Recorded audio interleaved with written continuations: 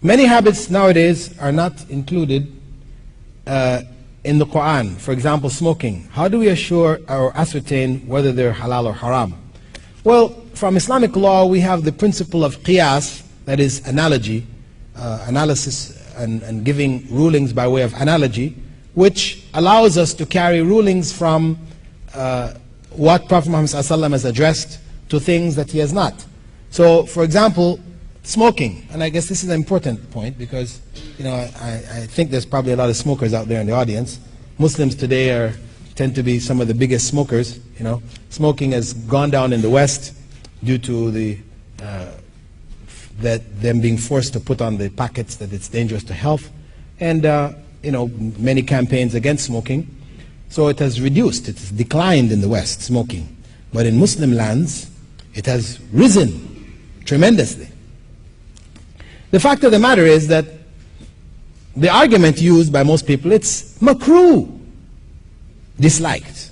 This is an Islamic ruling, makruh, meaning disliked. Meaning, if you didn't do it, you would be rewarded by Allah. But if you did it, there's no sin on you. Now, this ruling of makruh was made about 500 years ago, when tobacco first came to the Muslim world. It came to the Ottoman Empire, right? And people started using it. In fact, it was the Ottomans who developed cigarettes. The paper cigarette, rolling it, the two Ottomans, Muslims, developed it. Didn't know that, did you? Because before that, people smoked in pipes. Yeah? At any rate, the scholars in Turkey and elsewhere had to analyze this and give a ruling on it. And their ruling was that it was makruh based on the effects that they could observe. They found that the main harm when a person smoked cigarettes is that it produced a bad breath. We know the smoker's breath. They have all kinds of things you can buy, sprays, etc. for people who smoke. Bad breath. So they looked back in the Sharia to see, in what was revealed law, to see what was the ruling on things which cause bad breath. And we know Prophet Muhammad ﷺ had said that whoever eats raw onion and garlic should not come to our masjids. Then they took the similar ruling to smoking, which caused the bad breath. Okay, similarly, makruh. However, since, you know, the 15th century, we have had changes in our knowledge concerning smoking. In 1979, the Surgeon General of the United States of America announced to America and the world that it was conclusively proven that smoking causes cancer. Now, this has been something which had been debated for some 20 years before that. They were analyzing the results, and you had doctors saying, yes, smoking is causing cancer. We can see the evidence, statistical evidence, etc. And then the doctors who were paid by the tobacco companies, they were saying, no, it's not really, these statistics are questionable, and so and so. But finally, by 1979, the evidence was so overwhelming that the Surgeon General announced that it causes cancer without a shadow of a doubt. And they forced all of the cigarette companies to put on every box, smoking is dangerous to health. Right? And believe that those cigarette companies didn't put it on the boxes, out of concern for the general health of the population. They were putting it because they were forced. And this is big business. America is only doing that because of the overall harm to the population. So, once we know now that smoking causes cancer, we have to look for a different ruling. Cancer, we know, causes death. People die from cancer. And there are hundreds of thousands dying every year from cancer caused by smoking. And the ruling in Islamic law in this regard is haram. Whatever will kill you is haram for you to take, knowing that it will kill you.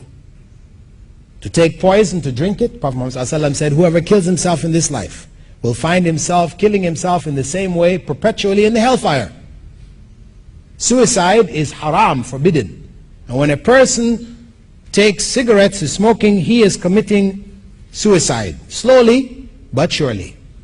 Because it doesn't make any difference whether I take a small glass of poison and drink sips of it, and after 1 year I drop down dead, or I take the full glass and drink it right now and die. Both ways, it is suicide and forbidden. So the correct ruling on smoking today is that it is haram, forbidden.